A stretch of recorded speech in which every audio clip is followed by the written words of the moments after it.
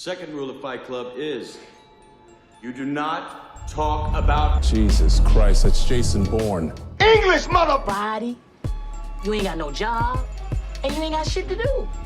Let's put a smile on that face.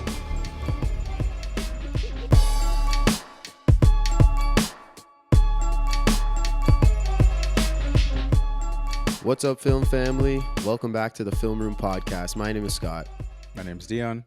And today we're doing the brand new comedy sci-fi Bong Joon-Ho, Mickey 17. It is here. Brand spanking new. This was an exciting one that I was excited for a long time. This is his first movie since Parasite that we all know and love. Yeah. I was excited for it. We'll see. Were you were excited for it too? I think, I was excited for it too. Yeah. And did it deliver? What'd you think? Overall, I was a little disappointed. Okay. Disappointed. Yeah, that's my initial thoughts. I don't know if you want me to go deep into that, or you just wanted to. Well, I agree. I Okay. I had the same feeling. I was like, I feel like this was a miss. I was like, I feel like it's not a terrible movie. By no means is this a horrible movie. No, for sure. Yeah.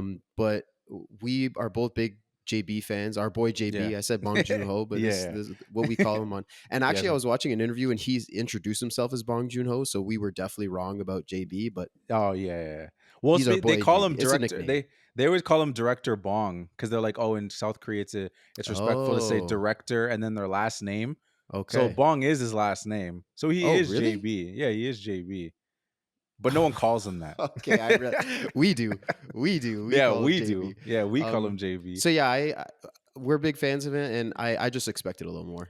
Yeah, no, 100%. It was one of those things where it's like, I remember when I initially saw the trailer for, like, I first saw the imagery for the movie, right? Like, this again, we're off Parasite. It got pushed back, obviously, because of COVID. I think it was supposed to come out earlier. And the strike. And the strike, too. They got that initial picture of Patterson, like, upside down, like, coming out of the, what's it called? What do you call printer? it? The printer. Yeah. Yeah. And I was like, oh, snap. Okay, I'm ready for this. This is going to be hype. I remember when I saw the first trailer for it, I was kind of like taken aback a little bit, where I was just like, okay, this seems like they're leaning a little more into the comedy. But I was like, I know how JB does his movies. There's always going to be comedy in it. So maybe he's showing the comedy and then you're going to kind of see the other stuff like once you get into the movie. And I felt like it kind of stayed way more into the comedy. Yeah. Throughout the movie. I feel like we didn't really get the different tones that we kind of like expect from him in his movies. No, I totally agree. I was like, the story was a little dull, I think. Like there weren't very many twists and turns, and anything that was a twist I found predictable. Like there wasn't anything that I was like, whoa, that's the case. Like when the creepers like help him out of that hole and save him at the beginning of the movie, I was like, oh, they actually helped him. He's like, what? I'm not good enough for you. I'm not food. I'm like, what are you talking about? They're helping you. Yeah. And then later in the movie, he's like, he realizes like, oh, they were actually saving me. I was like, all right, that didn't work for me. Yeah. So like some of the comedy was good. Like I thought there was a lot of funny moments in it. No, for sure. But the other stuff, like the characters when they're sacrificing themselves or when they're doing these things, it's like we've seen it a million times before, and it's nothing really new, and it's nothing that I didn't see coming. Yeah. No, I 100% agree. I felt it was I don't know, it didn't feel like a JB movie to me. You know what I mean? Yeah, I could see that. Yeah. Yeah, like I'm not gonna, again, we're not saying I don't think it was a bad movie. No. I just don't think it was great. I could say it was a good movie because it was one of those movies where it wasn't like I was watching, I'm like, oh, this is unbearable, or like, oh, this is so bad, you know, like that these actors are bad, or like this, it looks terrible. Like it's none of that. Right. I just think it's very much just like right in the middle, where it's just like, okay, like if you told me that like he directed this, I'd be like, that's kind of, even Eloise said it too, because she felt the exact same way. She's just like, her exact words is like, I don't think it was a bad movie. It's just I expected more like from him. Like I thought, if you told me that was a JB movie, you'd be like, oh, okay, that's weird. I would have thought I would have thought there's like a new director just trying to like. It kind of felt like he was trying, which is also weird because he's made American movies before. But it felt like this movie was like well, this is what Western audiences would like. I think this is what Western, but she's like, no, we don't want you to make a Westernized movie. Like you made a Parasite, you made Memories of Murder, like you've made other movies that put like your, even when you did Snowpiercer, Yeah, you gave like your sense of humor. You had your guy, and I'm surprised he didn't have his guy in this, to be honest. that's true. Actually, Yeah, I he think didn't it's have like his his guy. one. Yeah, it's like his one. That's why the that's what was problem. missing. Yeah, he needed his 100%. guy. Oh, man. 100%. Kang Hope. I think really so. don't Yeah, know no, I his- should have written it. I think Kang is one of the names at least. Yeah, I think you're right. I should have wrote it down. I just came to Yeah. my head. I wasn't even in my notes, but No, he should have been exactly. in this movie. That's what it was 100%. missing, honestly. Yeah, yeah. JB can't. He's a system director. He needs his he needs his guy, bro. He's like, Exactly. That's but, Poppin' Duncan, you know. yeah, exactly. He needs his guy by his. It's like Giannis and Thanasis. Yeah, exactly. Like Thanasis isn't doing anything on the court. No, actually that's just disrespectful. That to the actor. Yes. Because he has way more big of a impact than Thanasis does. But 100%. it's just crazy that Giannis, if he's not around, just freaks out. Anyways, Yeah. but back to the movie. So like, hmm yeah, your point of like it's almost not a JB movie and it's like right in the middle. I totally agree. And it's funny. I was actually having this conversation with some friends the other day that like, is a 5 out of 10 movie almost worse than a 2 out of 10 or a 1 out of 10 movie in the sense of like not quality, but the viewing experience of like, because it like a 1 out of 10 or a 2 out of 10 means to me, I can respect that because it means you tried to do something, right? You tried to do something out of the box or you tried to do something different and it didn't work. And it fell flat and it's horrible. Yeah. A 5 out of 10 where you're just kind of like, you're telling this story and nothing really happens, but like I know what's going on and the acting's good and you know like there's a laugh here and there, and which is kind of what this movie is. Like I think the acting is good, the story I think is weak, but I'm getting laughs here and there. There's not all bad. There's some scenes that I liked, and we're gonna get to them as we go through the movie. But I mean, like when you're just kind of creeping along, it's like. You know what I mean? Like, what do you think is a better experience almost? Or can you respect a 1 out of 10? No, I agree because again, with the 1 out of 10, it's like if you're a 1 out of 10 or you're 10 out of 10, people remember. Or no, I shouldn't say 10 out of 10 because not many things are 10 out of 10. But let's go 8 or 9 out of 10. Those are memorable movies for being like, oh, that movie was so bad, or that movie was so good. But when you have like a 5, it's almost like forgettable. And I don't think this movie would be forgettable just in the sense because it's by like a legendary director. So like people aren't gonna forget that he made this movie, but it's not gonna be. I mean, I'm just speaking for myself. I shouldn't say it's not gonna be in anybody's top of his movies. Maybe someone really enjoyed what they got from this movie, but to me, it's just like one of those movies that's not gonna be. Oh, you got to go see. Mickey 17. You got to go see Mickey 17. Yeah, I don't know. It's just kind of like right in the middle. It's just like if someone watched it to me, I'd be like, yeah, check it out. It's not like it's not the Megalopolis thing. That's the bar where it's just like. Now I would tell someone like I wouldn't even go tell them to watch it. I'd be like it's not really that. Unless you're really into it, like you really like were amazed by the preview and like you think you want to go see it for the visuals, go watch it for the visuals. But this movie's not that. It's not one of those things where it's just like, oh, go watch it. Like you'll have a good time watching this, but it's not what you expect from his watching his previous work.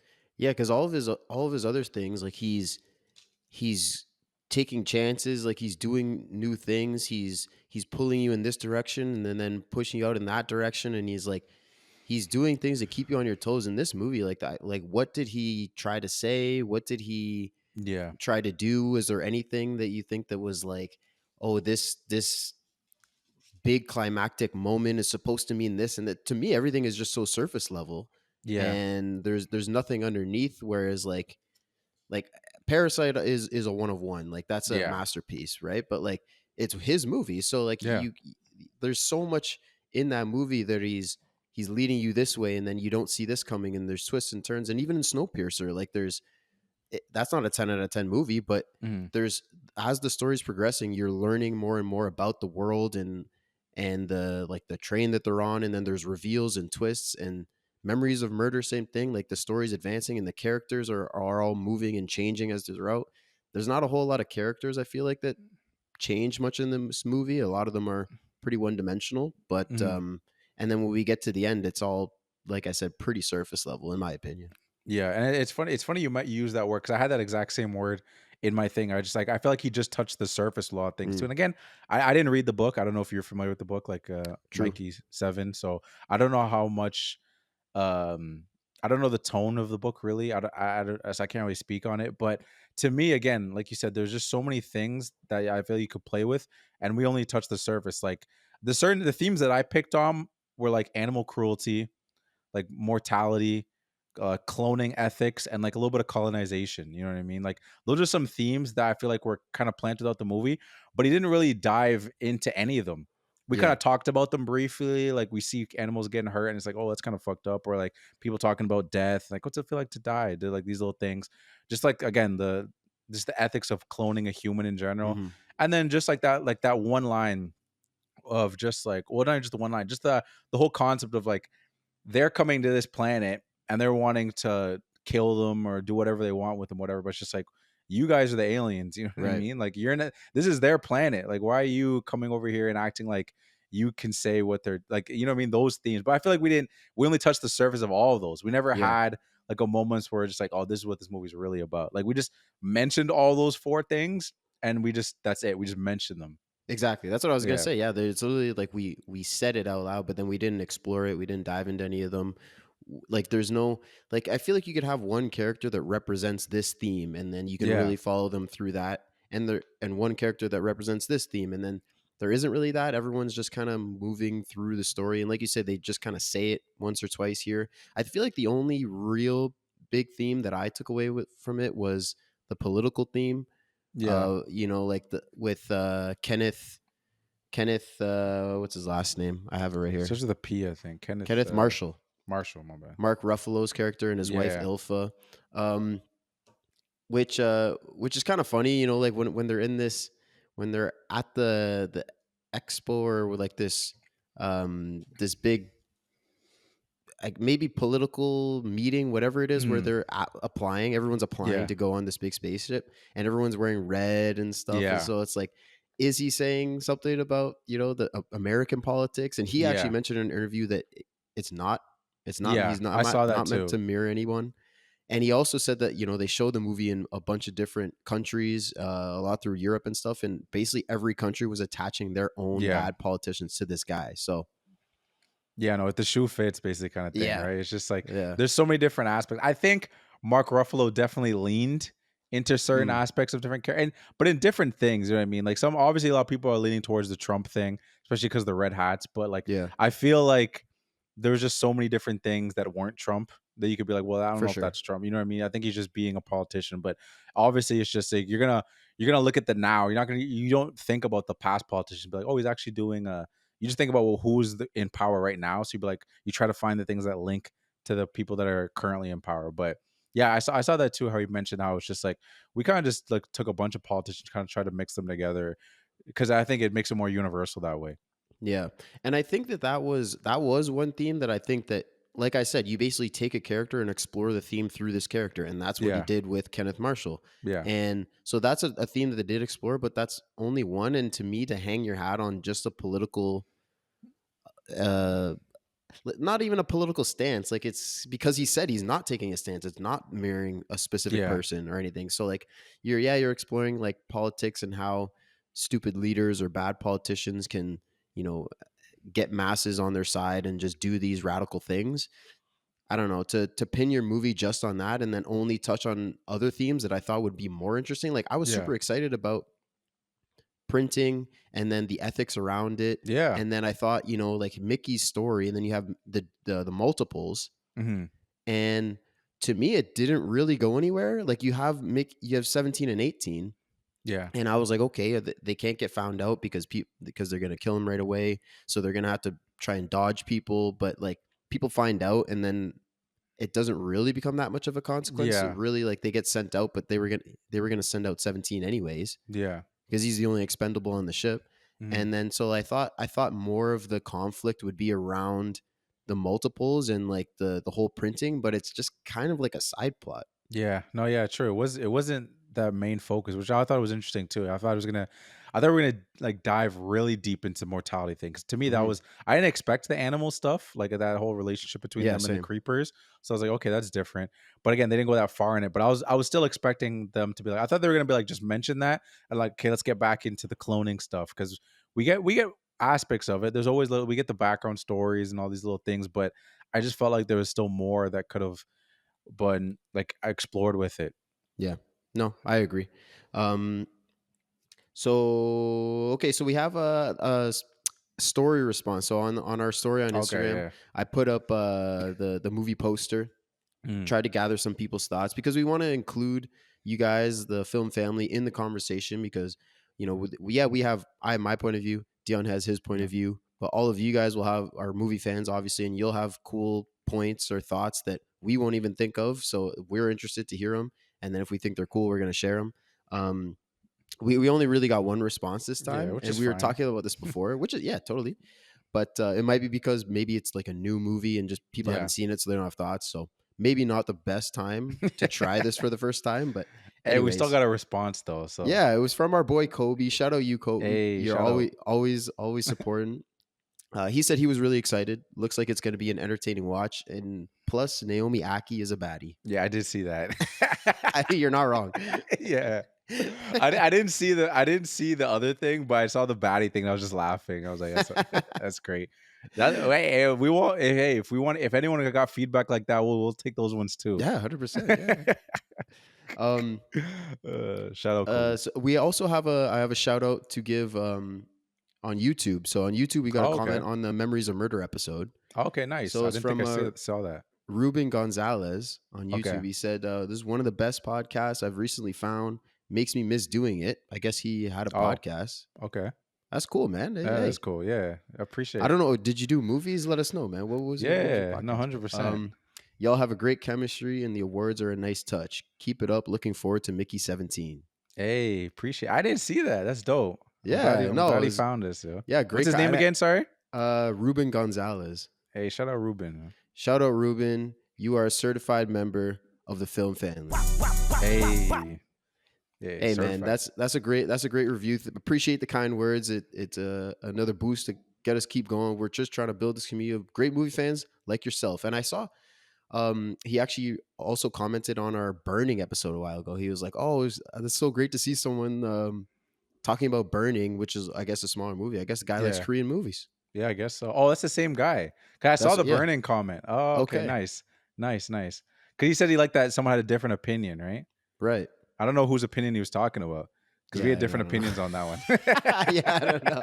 I know, but in the end, I think we both liked that movie. In the end. For sure. I think we were going back and forth if we liked it or not, and then we were like, you know what, actually was an enjoyable movie. Yeah, that was an early episode too, and Very early.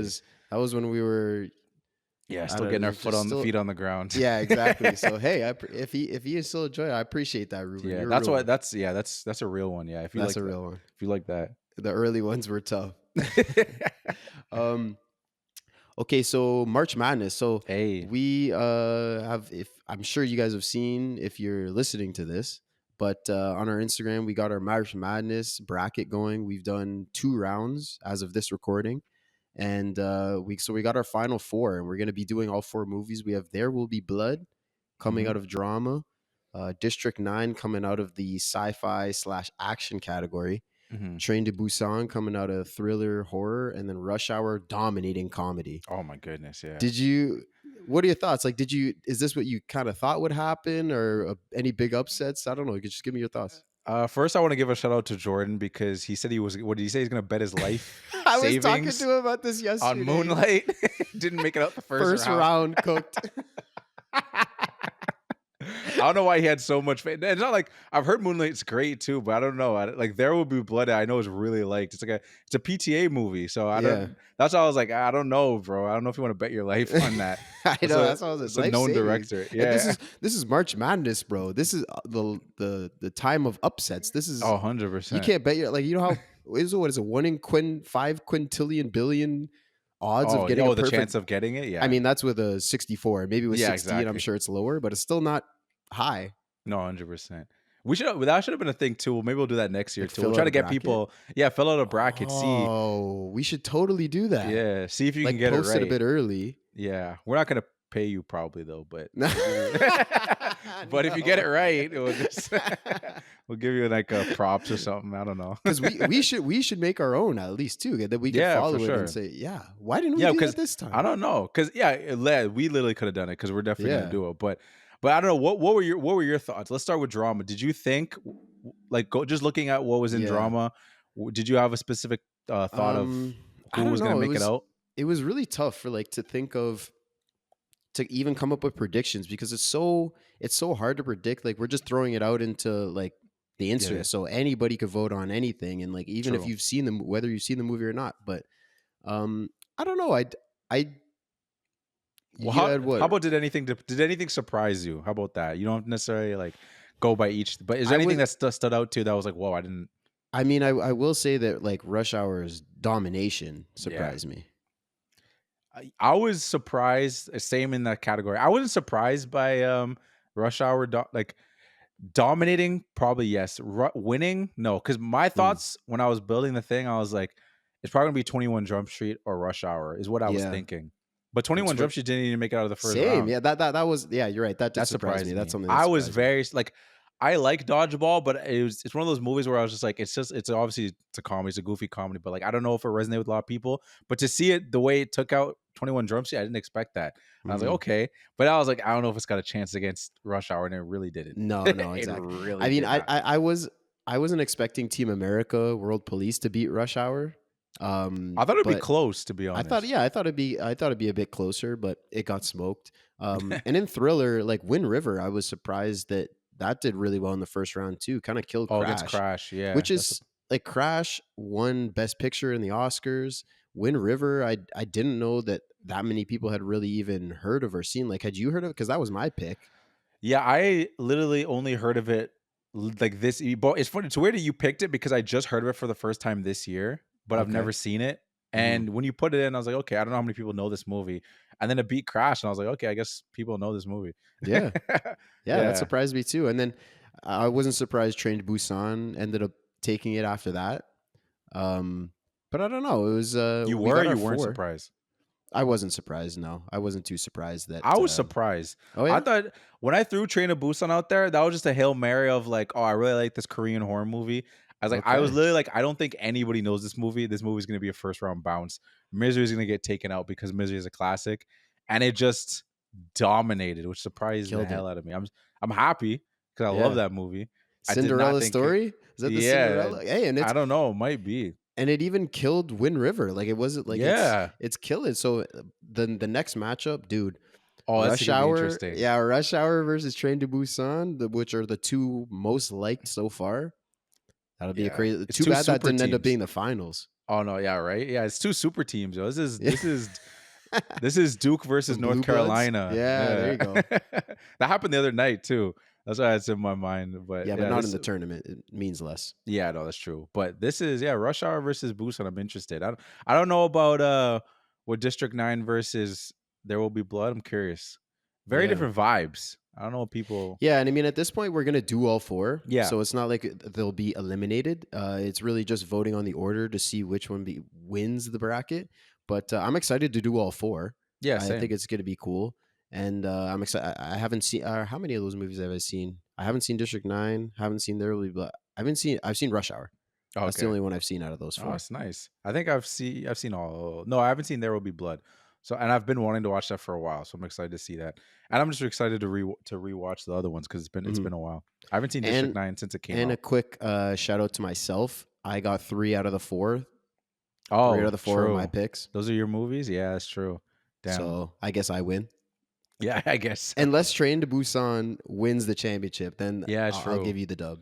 Yeah, that's my little sleeper. Hopefully it makes. I put all my money down on it. Yeah, you got to put your whole life savings like Jordan. All right, so you were back to what's the movie we were doing? Mickey 17. So Yeah. before we jump into the plot, I just wanted to say one thing that because you had mentioned that you felt like JB was kind of doing his version, like an American Yeah, type like a blockbuster Western, yeah. movie, Western type movie, and that's actually a similar point to I had that based on budget really because this movie had $118 million budget. JB never in any of his movies before this had any more than 50, Mm, which was Okja that he did for yeah. Netflix. So this is more than twice that he's ever had. So I feel like he kind of maybe like saw that price tag, and he had all these big actors, and he's like, okay, I want to make this like sci-fi thing, and let me like make it look cool with all these visual effects, and like use this big budget, and then kind of let the story be second Yeah. place, which to me is like it's got to be the opposite. Like Yeah. like it is in his other movies like Parasite, it all takes place like in a house, Yeah. or you have Exactly. Memories of Murder where they're just like in fields, and Mm, so like but the story's so good that's what makes the movie so good. So like I feel like maybe the budget, because I can't remember who, but there was someone that was said like having a big budget is almost like a crutch. Like it's almost it can make a movie worse because you mm, can be lazy with it, because you can yeah. just spend money on stuff, whereas when you don't have money you have to problem solve and be like, okay, how are we going to write this character, how are we going to build this setting, because we can't just like green screen and VFX and CGI everything.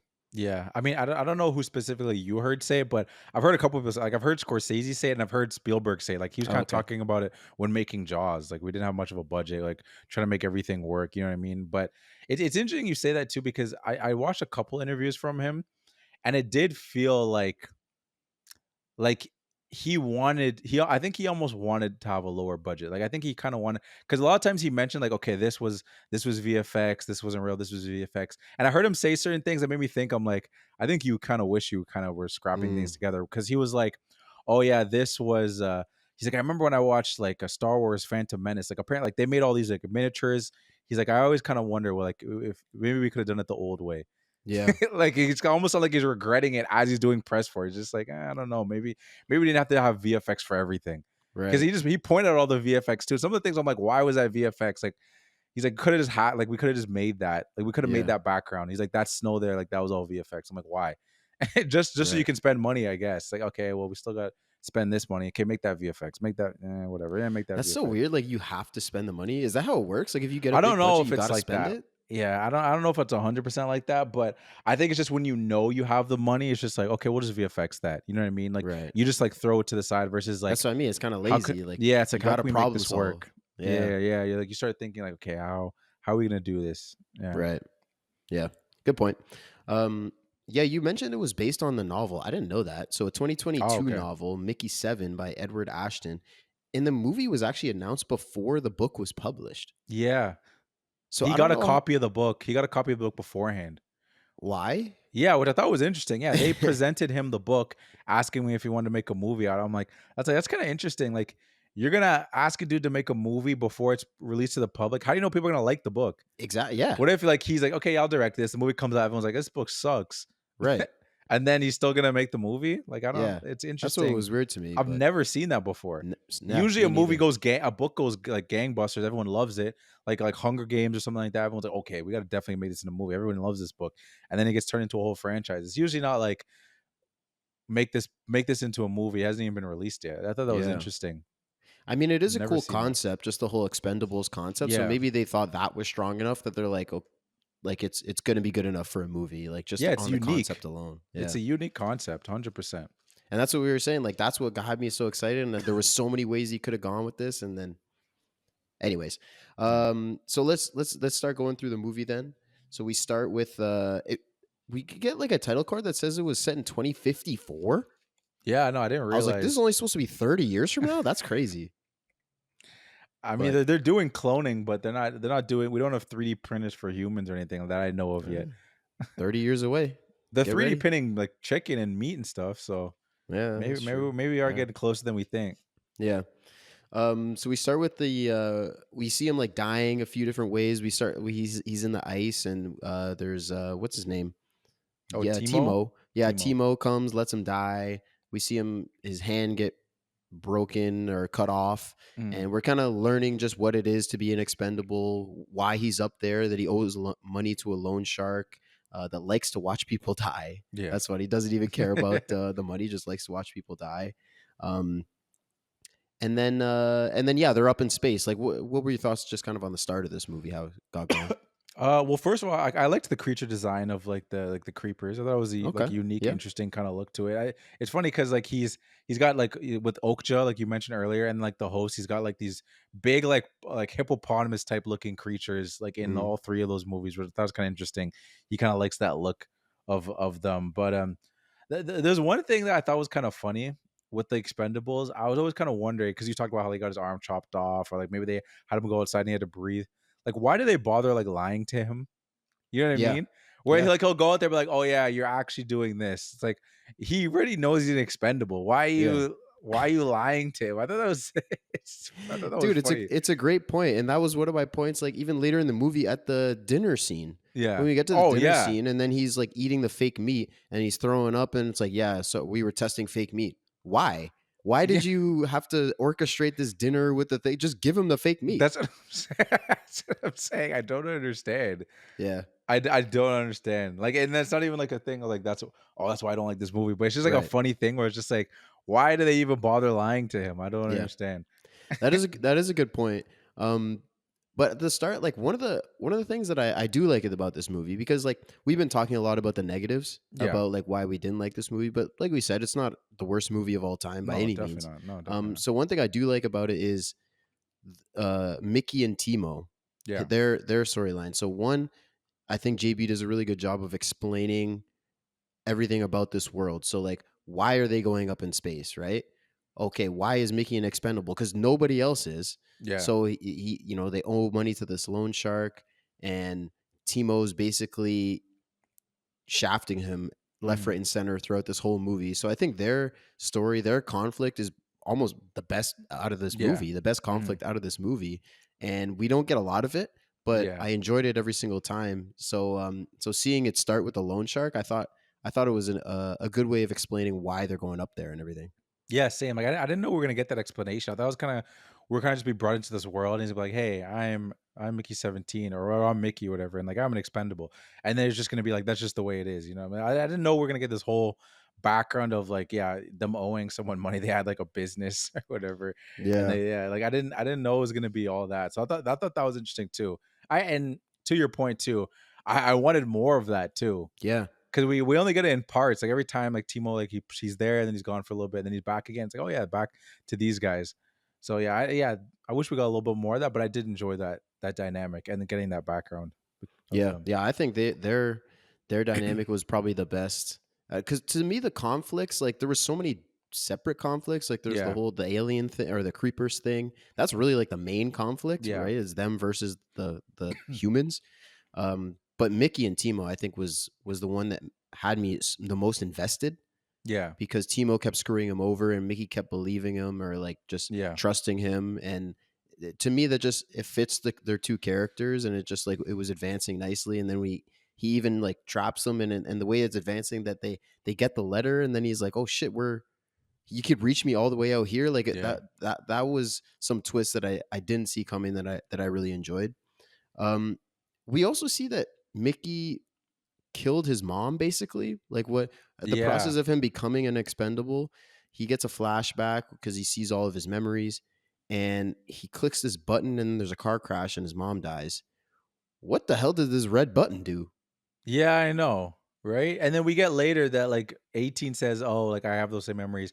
It was just a car defect. It wasn't your fault." But I'm like, what did it do? It was like like a seat injection or Yeah. something. That's what I first think of when I see a button. It's just like you eject out of the seat or something. But like, yeah, Ejectocito, yeah, cuz. exactly, exactly. Like I don't know. I have no idea. Another thing too. Now we're on that too because it ties into. Did you understand that whole thing with the lady with the red hair? That What lady with whole the red hair? remember like the person that like once he like signed up and like oh did you read Oh, them that and then he went through the thing where like he got his memories yeah, yeah. and that's what led him to remembering the mom thing. We got that Mhm. flashback, but like we saw that lady with the red hair, and he talked about like, oh, her shampoo smells so good or whatever it is, and then we never really saw her again after that. Like I was trying to like think about like, am I missing something here? Like I don't know if that came back and maybe I missed it. Yeah, I don't know. I think to me, I just kind of chalked it up as like a kind of a throwaway line. Like he's just like, oh, he was feeling this girl's hair. Like he just liked the smell Yeah, of her hair. Maybe she reminded him of his mom or something. You that's know, what I was maybe there was, possibly thinking. Yeah, maybe. yeah. But to me, like the thing with the red button, I'm like, if this is something that's gonna fuck up the car and cause a big car crash, why is it just sitting on the dashboard in Yeah, the front? Like you gotta hide that button or put a cover over it or something. Like that's yeah. crazy. Yeah, I don't know. Another thing too, as we're talking about relationship, like, what did you think about the relationship between like Nasha? That was her name, right? Nasha Yeah. and yeah, Nasha and Mickey.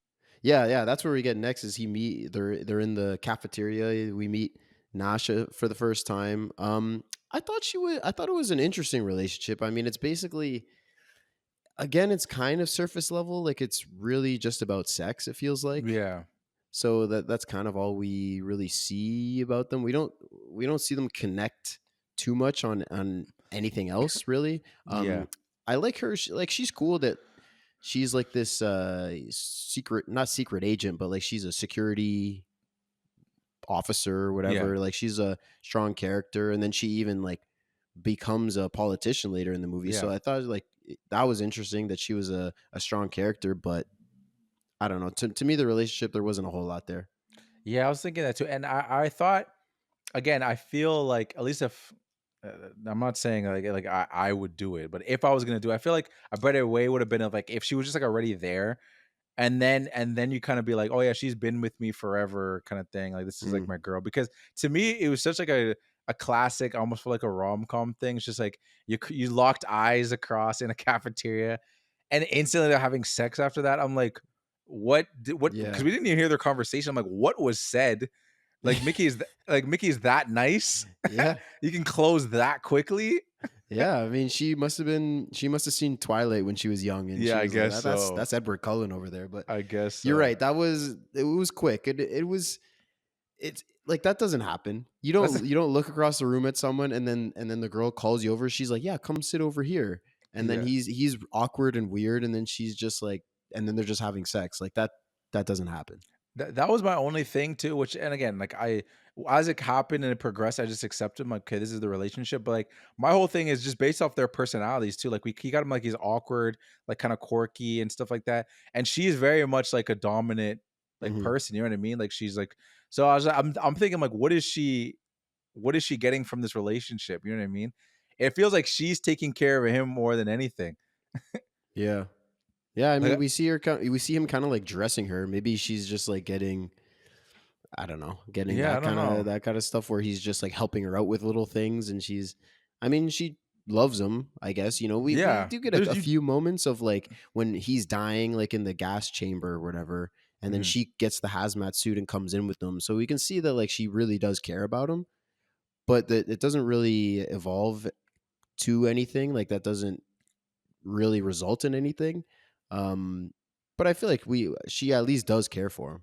No, I definitely think they showed like they displayed that there's definitely like a care and affection for them. But to me, I just we never got the initial spark. You know what I mean? Because True. like I don't know why they decided just to mute their first conversation. Like it That's was true. muted. Like we didn't hear Yeah. what they said. So like to me, I would have wanted at least would have wanted them to have that initial conversation and be like, oh, like I'm really into this, or like I really like this, and like them have that spark. So at least we have that connection.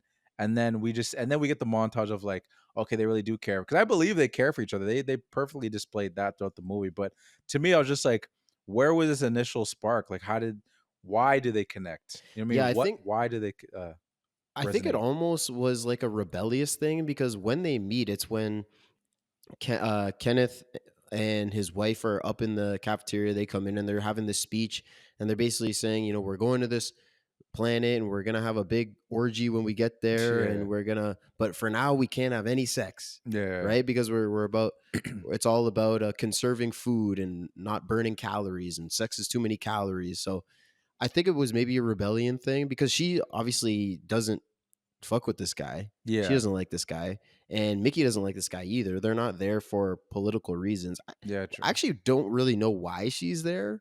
They never really Yeah. explain. Actually, now that I think of it, why the hell is she there? Yeah, dude. I don't know. She I, doesn't like this politician, and she could have just stayed on Earth, and like she could be a policewoman, or she could, like she obviously has skills, like she could fight and everything. Like, why is she on this ship?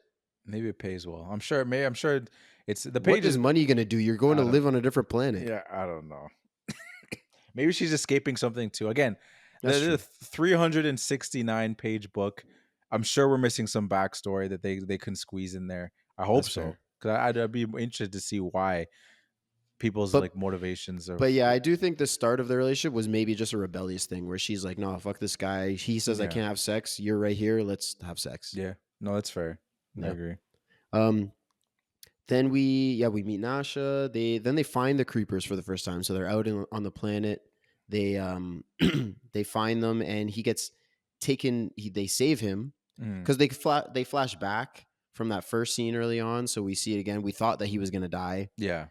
They save him. He gets back on the ship, and then there's this guy in the loading dock. I almost gave him my six man. Maybe you gave him yours, Yeah. but he was killing me, dude. I wrote down he's like that McDonald's manager that takes their job so seriously Oh and yeah. runs it like a army battalion. This guy's like, "Don't you bring that rocket here? It's too big. If there's a single scratch, then we're gonna have a problem. Hey, you're not doing that right." Like this guy was killing me.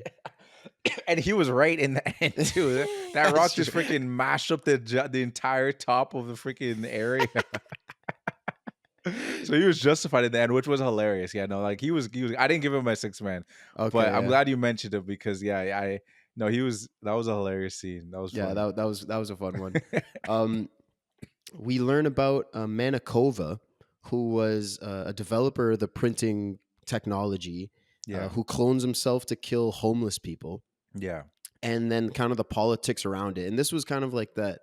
Another thing that I liked about the movie, like I was saying, he's explaining why Mickey is going up here, like the debt that they're in, and yeah. why Kenneth is doing this, right? Like he failed a couple elections, and like they're trying to build this new colony. Like I liked all that, and the politics around the ethics around this. I think it was Hmm. good that they touched it. We didn't get a ton of it, but Yeah. I did like this scene.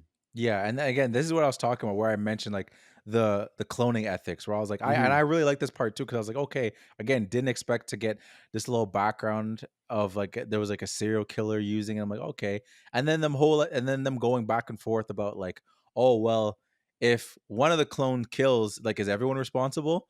Or Right. was that clone doing its own thing? Like, yeah, do we lock them all up? And it's just like, yeah, it's interesting. It's kind of funny because it's like it's an interesting like debate, but it's like that's so far away from us. It doesn't feel like we're there. You know what I mean? It's not like an AI conversation where it's be like, if there was like some kind of AI thing, people be like, oh, like we're getting close to that. Maybe we got to think Yeah. about it. But like We're in it. talking about like, yeah, exactly. But talking about like printing and stuff like that, it's just like, Yeah. it's still an insane concept because maybe we'll get there at some point. I'm sure. I don't know if it's going to be that year that they're talking about, but 2054. yeah, but it is an interesting question to ask because like, yeah, what would you like? Do you just lock up everybody Yeah. I mean, or just the clone that I killed? feel like you'd have to almost go through an investigation and try and determine if they were working together or not. Because, like, say I clone myself and Scott too moves across the world and he's living his own life. Like, Mhm. yeah, we're clones, but we're not working together. Yeah. Whereas if you find in the investigation, like, okay, you go and this is what Manikova was doing. He's like, okay, you go be my alibi. You go do something in the public, Yeah. so I can go and kill these people. Mm. Then yeah, lock them both up. Yeah. No, for sure. That's But what then I how think. yeah, no, I agree. How do you prove it though? Because maybe that Exactly. it's Yeah. yeah. Yeah. But It's you're right. I don't know. I mean, no, it's same as like any trial. Really, there's a lot of stuff that you can't necessarily prove. You have a jury. You know you lay out the facts that you do have and let a jury decide. yeah, no, that's true. I agree. As next we get the scene with the cycler. Yeah. So they get to the cycler, which is their big garbage disposal, basically Hmm. that sends the material back up to reprint Mickey over and over. Yeah.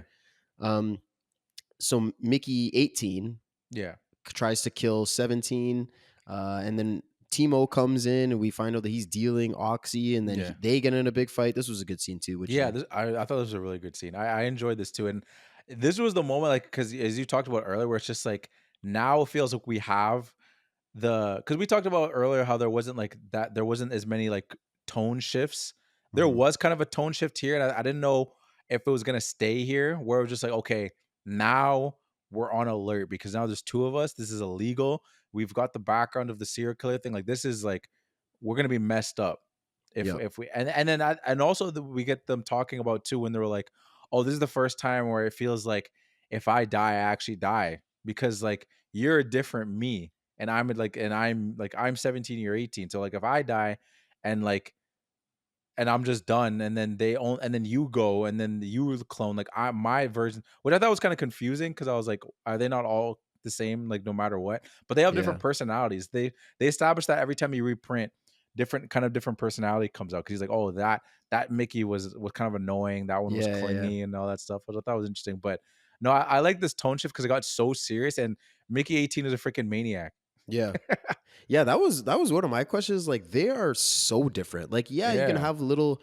This one's a little bit clingy. This one's a little bit weird. This one's but this guy's a fucking psycho. yeah. And I was like, how is he that different? That Mm, was one of my questions. And there is this quick scene when Mickey's getting printed and the guy like trips over a cord and mm. unplugs it, and then he has to plug it back in. But wasn't that when they were printing 17? Yeah, I think it was. So that's why I was like, I don't think that's the case. But what I saw online was Robert Pattinson in an interview said that for 18, like they had printed Mickey out so many times, they were just printing him, printing him, printing him, that they basically they became complacent, and that's why he's so different. Like they weren't very they weren't caring and They weren't what's the word I'm concise for? with it. Well, Like they they weren't. weren't focused on the details, and they weren't Yeah.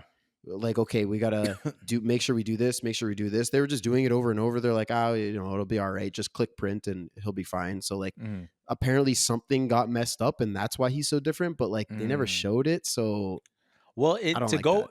I think I actually kind of like that explanation a little bit, just because they didn't say it, but they very much showed it. Like as like all the printings were happening. Like remember all the time. Like there was the one time when he was printing and he was just sliding out. I think I was like, Yeah, "Yo, what are you doing? There's no yeah, table. Like they don't even have the yeah, table yeah, out yet. He's just falling on the ground." And then one time he actually did just fall on the ground. It's like, yeah. oh yeah, they're really not.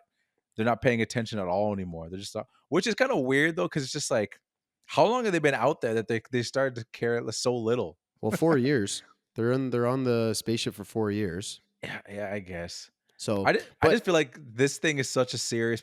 This is like literally one of the biggest parts of them being there. So it's mhm. weird that they'd start to being nonchalant about that. What else are you caring about? Yeah, I mean, you're right. It's a good point that at least they showed us like being not caring. Yeah, But at the same time, every time that happened, there's no consequence. So yeah, I'm like, if like you're showing us that they don't care, but you're also telling us that because they don't care, it doesn't matter yeah, because every time yeah. he gets True. printed out, it's fine. So why That's in true. this case was he so crazy? Yeah, no, it's true. Like it should have been like one of those things where it's like we gave us the surprise of, well, you knew from the trailer if you watched the trailer, and just but that there was going to be the Mickey 18, like when he goes in the bed and pops up, but they Yeah, never gave us the moment of like, oh well, Mickey didn't come back, I guess we got to reprint him again. And then like then we see them reprint and they do something lackadaisical, and then you see like right. the skull and crossbones or something, and it just gets accidentally put into this mix, and then it's just like Powerpuff Girls. And the that's what I was gonna accent say. is Chemical X. That's exactly where I was going with that. Yeah, that'd be hilarious if they did that. But But back yeah, to we didn't the get that. We didn't no, get you're that right, we didn't get that. But back to the cycler scene because I have some points on this too. Is it to me it was one of the only scenes that I could see going so many different ways, Yeah. and it would have so many different implications because like you said, okay, we got 17 and 18, they're multiples, this is illegal, we can't have anyone find out that we're both here. So when they're fighting and then Timo starts to come in and they're like, oh shit, we gotta hide. So they're hiding and Timo's in there, we find out that he's dealing. I'm like, okay, this is going to be another piece of the puzzle. Are they going to find out that Mickey's right there? And then when they start fighting and he's in the cycler and he's only looking out and he sees one come at a time, one of them's helping him, one of them's trying to kill him, and he's like, what the hell's going on? I was like, this is great. Like, is he No. gonna find out? Is he gonna die? Are they gonna save him? Like, what's gonna happen? Yeah, like I part of me was thinking he was gonna die. I was like, this is Yeah. crazy. But yeah, no, I agree. Like that, yeah, that dynamic of them just like going back and forth, and he's probably like, yeah, what the hell is going on? You were just trying to kill me and now you're trying to help me up. What is happening? And yeah. But then they're able to blackmail because then Yeah, when he comes up and then he finds out, he's like, okay, there's two of you. yeah, But then they're like, okay, now we know you're dealing. So they have the blackmail so they can't say anything. Cause then the security comes in and then they don't say anything. So it's a good way to like it ends the scene and hmm diffuses the tension. But like to me, I was like, okay, this grabbed me, and I was like, okay, here we go. The story's gonna get going. There's the conflict with the stuff with Timo. I don't know what's gonna happen. Mm. And then it kind of came back down, and it was just comedy again. Yeah, and my thing is that I feel like we didn't get long enough of this tension of them not getting caught, because it went from like, oh Right. shit, we can't get caught. They have the little threesome jokes, Yeah. and then immediately Mickey 18 is just like, yo, fuck this, I'm gonna go fucking shoot him, and it's just Crazy. like, okay, now it's not, you're not worried anymore, and it's just like that we didn't get, we got such a like I wish we got a little bit of like sneaking around them, like a montage of them doing their jobs and be like, okay, you switch, like, because they made the whole plan like, okay, you're gonna do this work on this day and I'm gonna chill. Like we never got any of that. Yeah. They talked about it and then never happened. And they immediately said, all right, fuck this, I'm gonna go do this. And then 17 wasn't even like, oh, I probably shouldn't go over there if he's gonna go. You wanted to stop him, but he wasn't like, no, you guys go, I'll stay here because I don't want us to get caught. They suddenly no one cared anymore. Yeah. Yeah. No, I totally agree. I think Yeah. because that's what I was expecting. I was like, okay, Yeah. they can't get caught. So what's going to happen? How are they going to navigate? They're on this tiny little spaceship. How are they going to navigate around and keep this thing a secret? And then again, because they just kind of let it go, it feels like there's no consequence. It Yeah. feels like like they built up this whole thing about the ethics and like multiples. And he said, in the case of multiples, we'll kill them all immediately. And then there ends up being tons of people that find out that they're there and they don't kill them. And so I'm like, well, come on, guys. Like, you gotta, if you're gonna make this a rule, you gotta abide by your own rules. So like Yeah. they built up this tension and then they kind of just let it go away because they show that there's no real consequence to having multiples, even though they told us that there is. Yeah. Yeah. I don't know. Oh well. But right before the scene you were talking about, though, we have the dinner scene. Oh yeah. So because he gets pulled into this dinner, there's the pigeon man that takes a picture. You're gonna have dinner with Yeah. Kenneth Marshall, and then he's eating the fake meat. Did you have anything to say on this scene specifically? Because we spent a lot of time here. Yeah. Is this interesting, the introduction of like Kai's character too? Mm, Yeah, I kind of want to go on that. Like the dinner scene was go for it. interesting too. Like we talked about how um again, why did they lie to him? Because it was a Yeah. whole setup just for him to try that. It's like why? I Yeah. don't know. This is the first time we actually kind of see an extended death, because everything else was kind of like a little bit of a montage. So we see him going through the pain, and this is the first time that we're like, oh, like he's actually afraid to die. Like he doesn't want to die, and that's again, we're kind of still in that tone of just like, okay, we're in a spot where it's like now the Mickeys don't want to die. It's not like so much like, I'll just get reprinted. Now there's some stakes to it. Because before, just like there was no stakes with our main character. Like Mhm. literally the whole premise of the movie is there's no stakes for our main character. But Yeah. now we have some stakes where it's just interesting. But to me with the Kai thing, I didn't really understand her motivation in like why she was into Mickey. Like Mickey is like this lover boy for some reason. All the girls like him, and it's just like he's this awkward Yeah. dweeb. I don't understand why Kai. Like I understand she's upset, but she was feeling him before her friend passed away. Yeah. So I don't Hey, understand. that's main to me. That's main character syndrome, I guess which is a lazy thing to do in a movie. You're totally Yeah. right, and you're totally right for bringing it up and saying this is something maybe you didn't enjoy as much. But I Well, mean, yeah. well, go ahead, go ahead. Well, it's just a question I have for you. It's just like, and not even in like a way of like we can get rid of it. I just feel like we didn't get enough to her, enough of her in this movie, Yeah. that I was kind of just like, what was the point of her character? That was what did she do? Yeah, that's the literally movie? what I was about to say, because we get right after this, she finds out that there's 17 and 18. So she tries to hook up with 17. Yeah. He turns her down. Then he's in the room with Nasha and 18, and they're doing their threesome jokes or whatever. Yeah. And then Kai just walks in, which is crazy. Yeah. But she just walks in, finds out that there's 17 and 18, and then she's like, okay, no, I want 17 and you can have 18, and then nothing else happens from it. Yeah. So was it all just so you could have like this? It's not even a joke. Like when she's like, I want 17, you have 18, and then Nasha says no, and then nothing happens.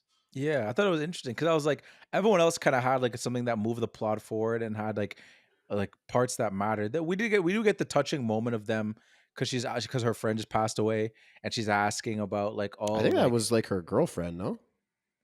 I guess I Weren't don't they know. romantic? I think they were. I couldn't tell. It wasn't. Okay, You fair could enough, say fair it enough. was. Yeah. Yeah. They didn't show them like holding hands or anything Right. or like kissing or anything, but they were close. They could have been. I don't know. Mhm. You're right.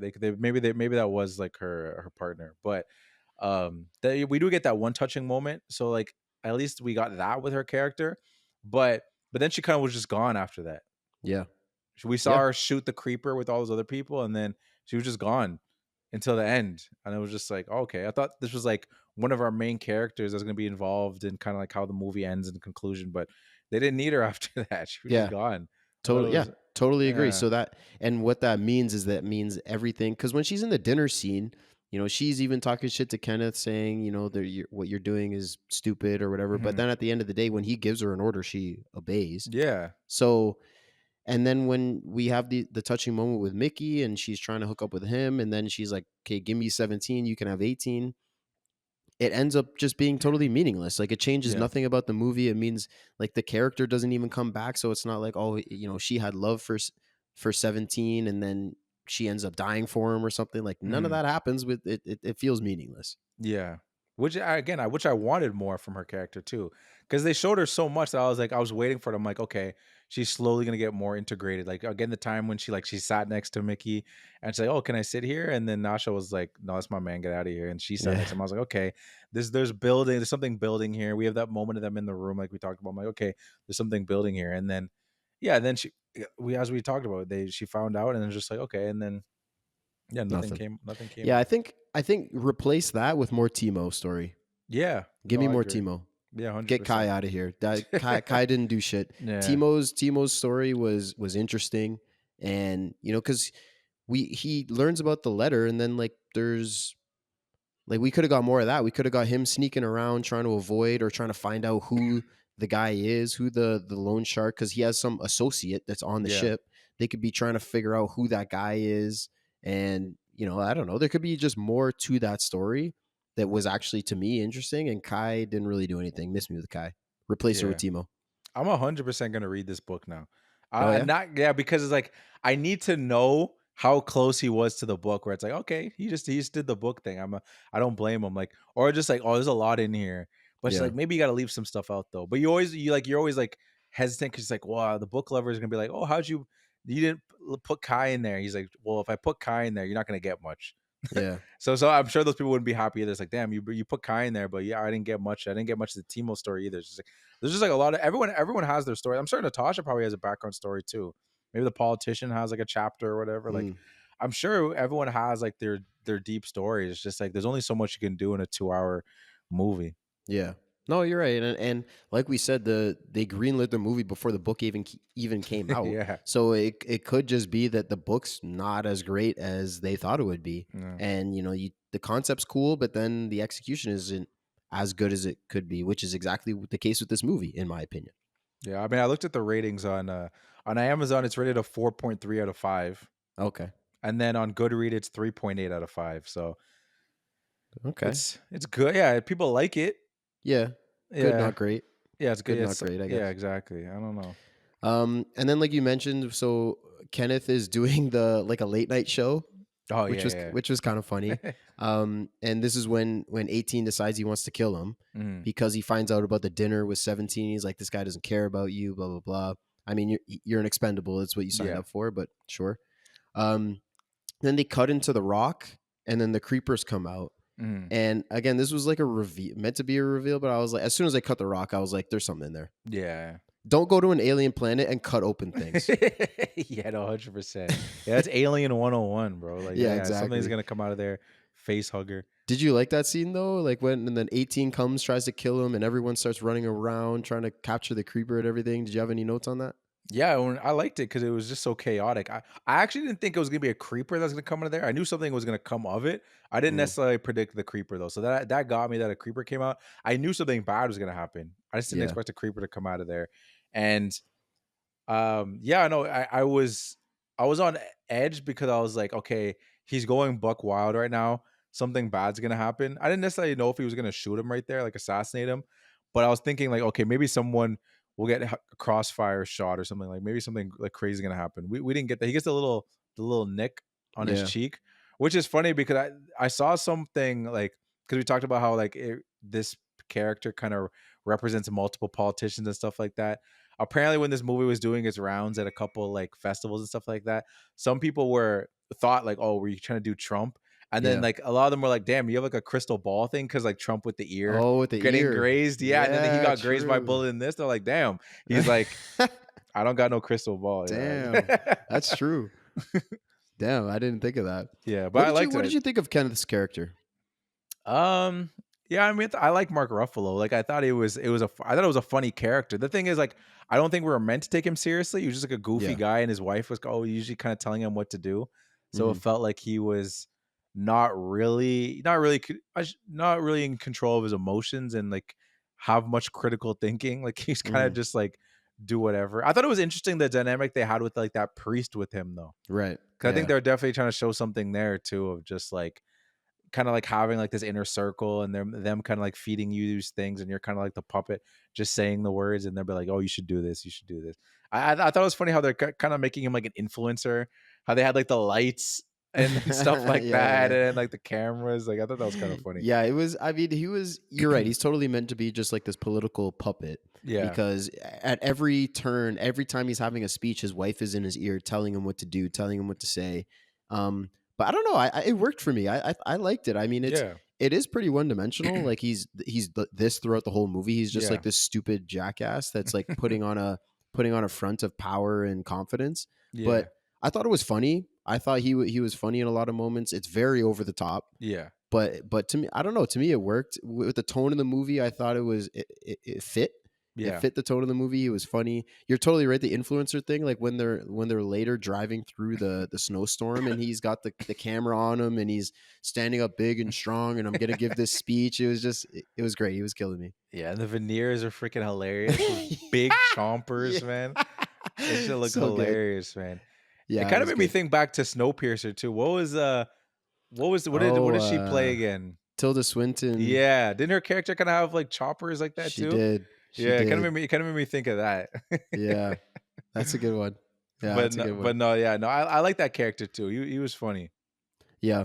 And then we get so Timo then gets the letter from the loan shark. And so now he wants to kill Mickey. So we get this scene of them in the jail, I guess. Because this is when they find out their multiples, or right before at the rock cutting scene. So Kenneth finds out their multiples, they get locked up. I thought he was just gonna like shoot him on sight. The way they were talking about like multiples, we gotta kill them instantly. I didn't think they were gonna like lock him up and let this. Anyways, they get locked up and we get the scene with Timo. Did you have any thoughts on this one? Oh, like when they talked about like how he's gonna cut them up and stuff like that. Yeah, exactly. Yeah, he has the chainsaw and he's like he's videotaping and he's like, no, I'm gonna. But then they end up escaping because he gets the oxy and pulls him to the cage. Yeah, they grab his gun and the keys and that's how they get out. But I thought it was an interesting scene. Like it had me on my toes. Yeah, and that's how we were talking. We wanted more Timo storyline too. Because, I need Timo. Yeah, exactly. Because it was like this underlying story where it's just like, okay, we know that the whole premise of why he even went on here is to get away from what they were like them, so they wouldn't get killed. And then we didn't really talk about it for a bit, but I was like, I wish there was more of like that underlying fear of just like, oh snap, like someone might be coming to get us. You know what I mean? And then we get that moment in that scene where we're just there. It's like I gotta do this. I gotta videotape it. I gotta cut you up. And I thought that scene was really great. And again, it just goes to the point of like, I just wish we got a little more of that, because that was like a really interesting aspect to the movie where it's just like, okay, these guys, their whole reason why they're on here is because they're trying to get away from this. And and it was interesting too, because we never really, until like the end, we get that little scene where it's like, who is this guy? Where is the person that they gotta, is it going to be a reveal? It's like someone that we've seen. Is it Kai? You know what I mean? Like something like that. Like that would have been like a cool reveal. That would have been good. Like that. That'd have been a good little twist. Yeah. That's what I mean. Like we get no middle really. Like we get them at the start. Okay, like they tried to open this macaroon shop and it didn't work out, so they owe money, so that's why they're up in space. And then we get nothing until the letter, and they're like, "Yeah, he's still on the ship, so I got to cut you up." Yeah. Like if there was like if he gets the letter sooner, let's say, and then they can stake out and be like, "Okay, who's this person? We got to try and find out who it is, and then if we can kill that person, and then we're safe." Or like, I don't know, there just could have been more to it. I totally agree. So then they get out and the creepers start forming around the spaceship, and they're all coming out because they're doing tests on the baby creeper, and he's crying Well, it's out. So because they're all and because they killed the other one, because they end up knowing about that. Remember, oh, because that's right, they end up that's shooting. right, They end up shooting that one like that's crazy. right. Yes, But then they also heard the screams too. But the big mama knew. She's like, "Oh, I know you guys killed one of ours, and you still have the other one too." yes, yes. You're right. They know that as well. So yeah, so they all start coming around, and then we get a semi-climactic scene, I guess, at the cycler again. So they're Yeah, holding the baby up over the cycler, and Nasha's got to hold it with her teeth. That was kind of yeah, cool. yeah. No, that was right. Yeah. We get this whole his wife, what's her name, Ilfa, wants to make sauce out of their tails. Yeah, I Fucking know. disgusting. She's a sick. I mean, they're sickos, obviously. Yeah, But then we get the police that's like, okay, they're seeing the bad things, so they start recording on their glasses. Like, we're gonna get this guy, which again ultimately means nothing. But there's a lot that happens in the scene. What'd you think? I thought it was interesting too, and like again, we talked about multiple themes, and mine was another one I was talking about was the animal cruelty, and Mhm. it definitely did get a reaction. I mean, when she took the one of the creepers and started cutting up its tail, I was kind of just like, oh fuck, man, Yeah, like that's fucked up. And then you're just putting in the blender, and then even when they were just shooting that little creeper like baby too, I'm just like, it's never showed any aggression towards anybody. They just immediately just started popping off. The shit was just scared, I just mean, running around. yeah, I mean, it jumps on Kenneth's face, and even when they're out on the planet, like it grabs that girl's leg, so they Mhm. assume it's like attacking them, Yeah, but it's not yeah. because when Mickey's down there, it saves them, right? And Mhm. that's a big part too. They're like, "Oh, we have to tell them this. We have to give them this information that they're not a threat or anything like Yeah. that." And that ultimately doesn't mean anything. That doesn't turn it into anything. But also, like, why was her first reaction like, "Okay, I'm gonna make a sauce out of the tail"? Yeah, Why? I know. Why is Yeah. that? First of She all, wants why to the make a tail? sauce out of everything. Yeah, but And why I the don't know. tail? Just like, why not the mouth or the feet or the? Yeah. I don't know. Why the tail? I She don't was like, know. "This is gonna be great." She knew I don't somehow. know. And then when she sent them out there, she's like, "Oh, make sure you get all those tails, like all the Yeah, sauces." I'm just like, I don't know this obsession with sauce. Obviously, it's just like they're just using her as a reputation of just like a person that doesn't care about yeah, animals. In the yeah, sense, yeah. like the same person that would be like, "Oh, look at that tiger. That'd be a nice carpet in my house." You know what I mean? Exactly. That's how she's Yeah, looking at them. It's just funny how like they made it like a sauce. Like yeah. she could have made it. It could have just worked as easy as like, "Oh, that could be a nice carpet or a nice jacket I could make out of them." Like, look at that fur. It True. looks nice. But That's like true. sauce is just like a funny Yeah. alternative of that. Yeah. No, that's a good point. That is a good point. So in the end, yeah, they send them out 17 and 18. And to me, like I was saying that the multiples story feels like there's not really any consequence to it. And it's for Mhm. this reason. Like they have them in the cycler, and Kenneth said, like in the start of the movie, is like, in the case of multiples, kill them both. Yeah. You have two multiples in front of your face and you're not killing them both. And you're sending them out to collect these tails or whatever, but like, to me, if there wasn't multiples, like if this multiple story never happened, I feel like the movie wouldn't even change that much, which is so crazy to say because it's literally the concept in the movie. Other than 18, having the different like aggressive style, and Mhm. that leads them into conflict. But you could have that with a separate character that's not a multiple, because Yeah. when it comes to the end, you can say, yeah, they send them both out, but even if there was one Mickey, they would have done the same thing. You're an expendable. Go out there and get tails for my wife. Yeah. No, it's true. So No, it feels 100%. kind of meaningless to me. Yeah. Like, yeah, easily could have been Nasha or whatever. Yeah. Like you and Mikey go out there. You and Mickey go out there. Like, Yeah. no, it's a good point. Like, So they go out with the bomb strapped to them, and then they get the translator, and they start talking to the big mama, and they start negotiating. They want the baby back, and they mhm. want to kill one human because they had killed one of their babies. As soon as they said that, I was like, Kenneth's dead. Yeah. Yeah, exactly. It's eye for an eye. It's like, okay, well, It's gonna be him. yeah, no, 100%. Like, part of me was thinking, I was like, oh, there's a small chance, like, oh, is just Mickey 18 just gonna sacrifice himself? Just be like, oh, whatever. No, But yeah, I don't know. I didn't think that was gonna happen. Yeah, But so the final climactic scene, though, give me your thoughts.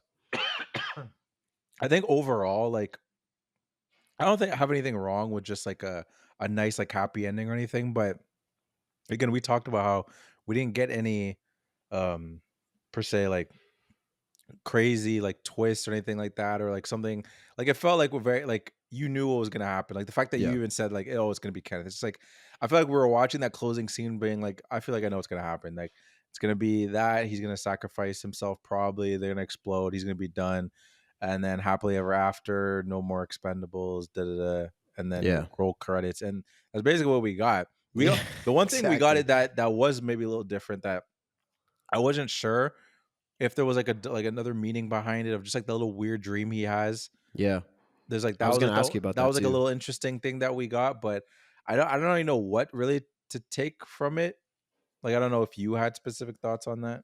Um, I mean, I think it was like a maybe like a guilt thing Mm-hmm. for 17 because 18 went and sacrificed himself, even though the whole movie he was calling 17 a bitch and Yeah. he was the aggressive one. So like, it's like the character that you wouldn't expect maybe to do this is who did it. Yeah. So he has this dream of I keep forgetting her name, Ilfa, Okay. Yeah. printing out her husband, and I didn't know if it was real at first. I was like, Yeah. how is Same. this happening? And then we find out it's a dream. I'm like, oh, okay. But I think it's kind of like his closure on the whole printing thing, because he's done this so many times. So his last thought while he's about to blow up the printer is back to the printer itself, and what a nightmare would be for him would be Yeah. to print this guy out who was just a dick to everybody and like just a terrible leader Yeah. to this group, right? And his wife too, that's doing it, and then she attacks him. So I think it's kind of just like a closure to his thoughts around the printer. Mm-hmm. Yeah. No, that's a good analysis of it. I think that's a good breakdown. I could see that. 'Cause, yeah. At first, I was just like, I believed it too. I thought it was real at first too. I'm like, oh shit. Like, I'm like, aren't we at the end here? Like, what's Yeah, what are we doing here? What's about to happen? And Mickey then ended up being 17 2, yeah, exactly. I Mickey was like, 34. How would you, if you were to make a sequel of this, would you just do, you can't do Mickey 17 2. You got to do like oh yeah, something true. clever. What would you do? Mickey Yeah, I 17 don't know. squared or something? Yeah, I don't That'd know. be It's a kind of good cool. question. I don't know. Yeah, maybe squared. Squared? Yeah, that's how All we right, we'll do go it. Yeah, squared. Yeah, we'll we'll go go squared. squared. um, but yeah, the final scene, I totally agree with you that like basically what I thought would happen. Like it's very much these are the big bad guys. They're coming out on their big tractors or whatever, and they're blowing stuff up. Like these are the big goons, and they're just taking over. And then here's the little guys that are running around on feet with bombs strapped to them, Mhm. and they ultimately get the upper hand somehow and take them out. And now they're friends with the creepers. And it was just like this is so patty cake. I really didn't like the ending of this movie. Yeah, and then even just like the Timo thing where they showed that the guy actually was on there and they had the fight with him. I feel like that was such an interesting storyline. Why are we kind of just like brushing it in there in the end? Exactly. It's like, oh Give yeah, me Timo, man. by the way, this happened with Timo. He almost Yeah. died. That dude was Yeah. like at the inch of his life. He was all bloodied up, his eye, everything. I'm like, we could have got like a really good scene out of that. Like it was just like a very like, oh yeah, by the way, this happened. It's like, wait, what? Bro, yeah, 100%. The main conflict should have been him and Timo. Like them and the alien or them and the creepers was okay. Um, the stuff with Nasha wasn't great. Kai was meaningless. Yeah, We need more Timo. We need yeah. more Timo. And then we got Kai at the end too, just her doing the little middle finger thing. Oh yeah. Well, and That's she got a new friend now. There was yeah, the girl. Or, see, that's why I thought like, is that her new girlfriend? yeah, That's what I maybe. thought, No, you could be right. Yeah, I don't but I know. don't know. I don't know. All right. Well, do you have any other points or any facts that you didn't get to or anything?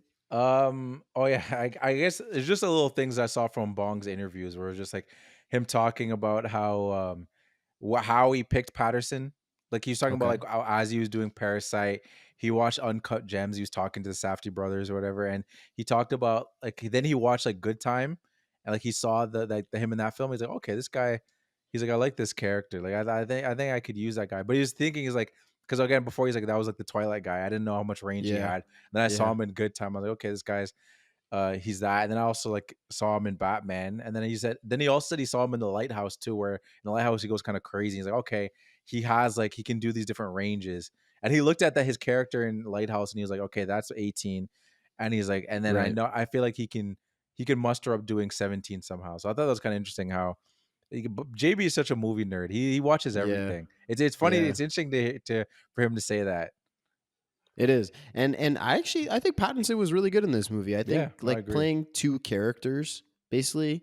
17 that they're so different. 18, like you Yeah. said, is the lighthouse, this kind of crazy aggressive type character. Then you have 17 who's nerdy and dorky. Mhm. And I think he plays them both really well. Like you could very easily tell when he's one versus the other. I mean, he changes his accent to make it a little bit easier, and they Yeah. even write it on their chest and Yeah. everything. Like they make it very easy to know who is who.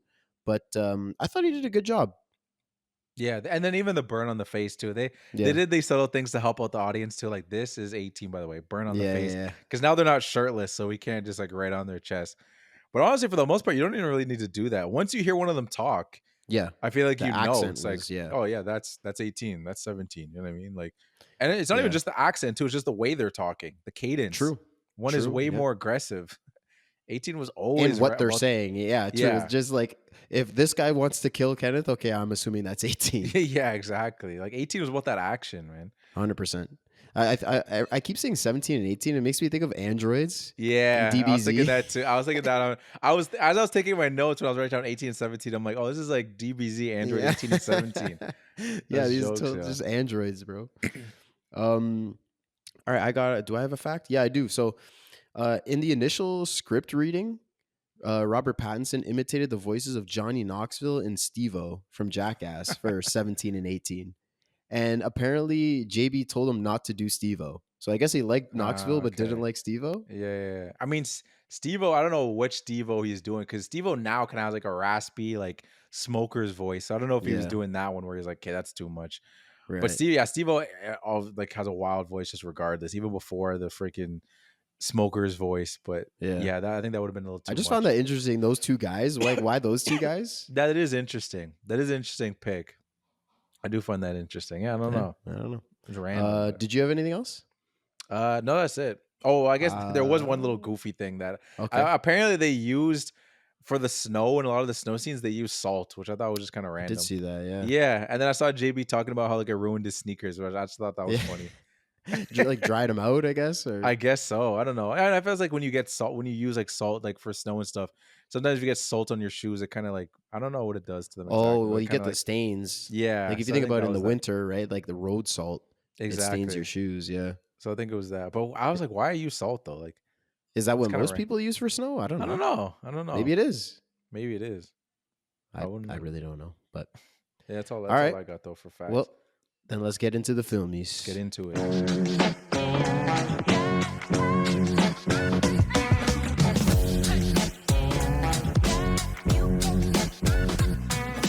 Ladies and gentlemen, welcome. If this is your first time to the Filmies, this is our award show part of the show where we have 6 awards that we hand out throughout the movie, and let's start off with the first one, which is our Ferris Bueller Award.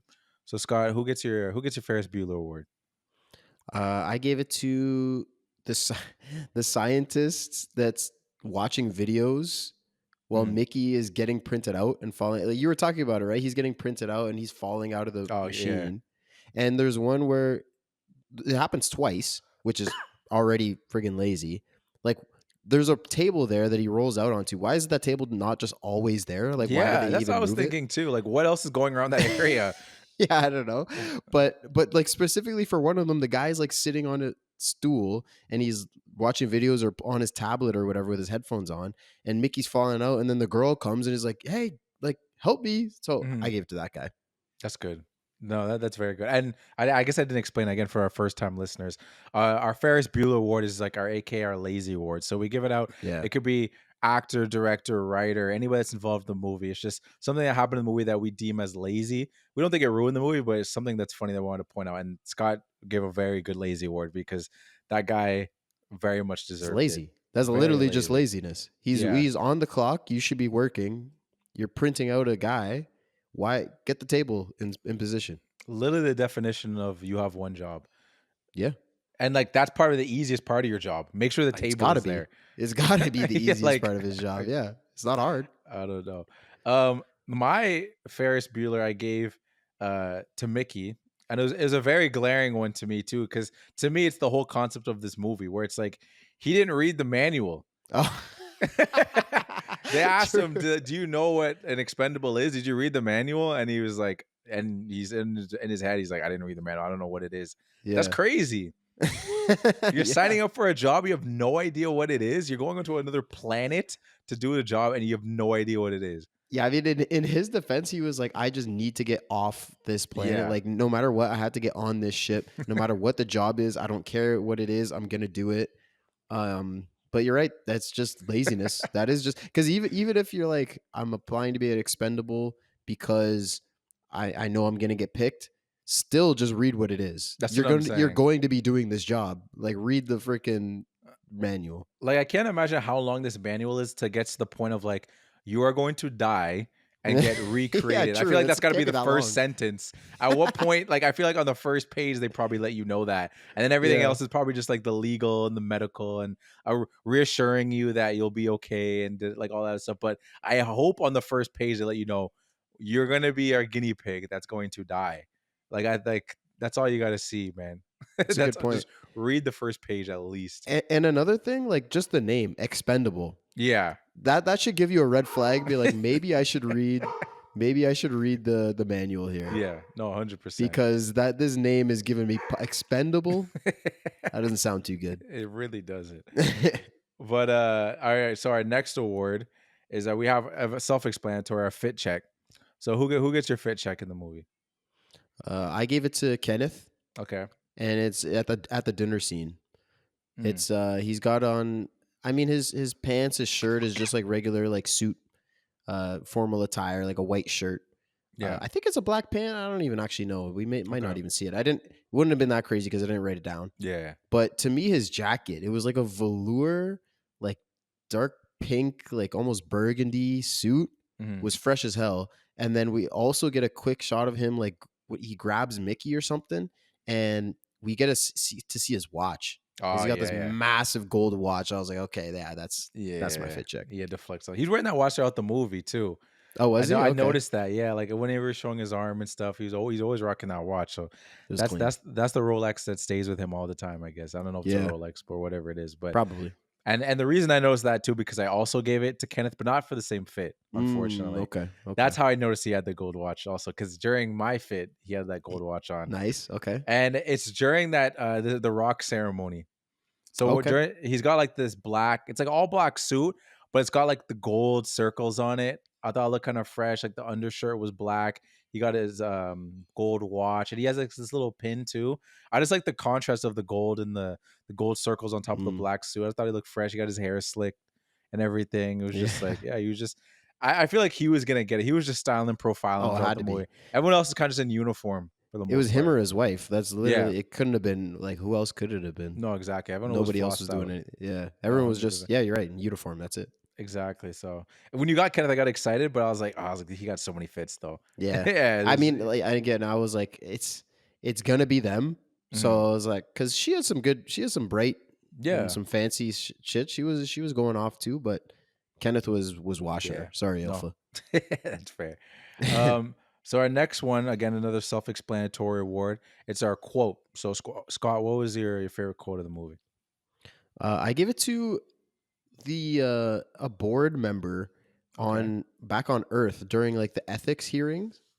So it's literally just because it made me laugh. It was the funniest line that I noticed in the movie, and it's Kenneth. He goes up there and he says, "Thank you for inviting me to speak at this hearing on the ethics of printing or whatever." And she says, "You were subpoenaed."